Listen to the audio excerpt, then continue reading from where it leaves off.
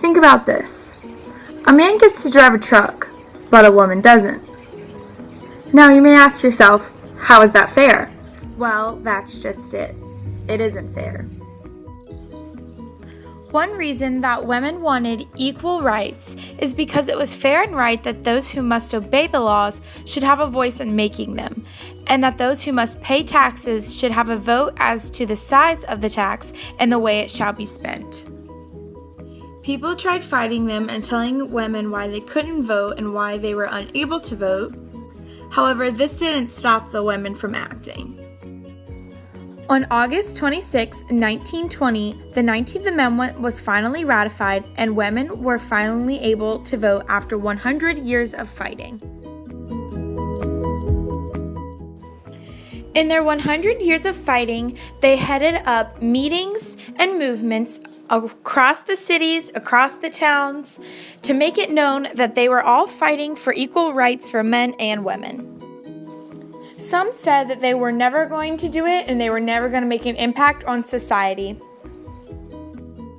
And here we are in the 21st century. We're allowed to vote as we please, say what we please, and do as we please. The 19th Amendment declares that women and men are equal and all the rights and responsibilities that go for men also go for women.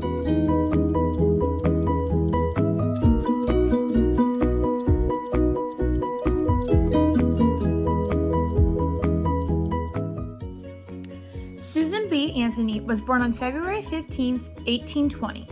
She was an activist in the women's suffrage movement. She felt as though women needed to vote so that they could make certain that the government kept the women's interests in mind.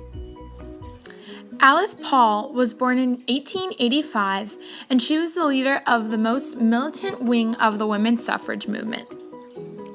Paul learned how to use civil disobedience and other unladylike tactics to draw attention to her cause.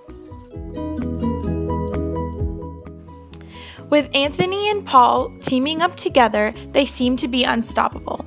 They led meetings in towns, and they even led marches across the streets in the city. They made it possible for women like me in the United States to have a say in what they want in government and politics.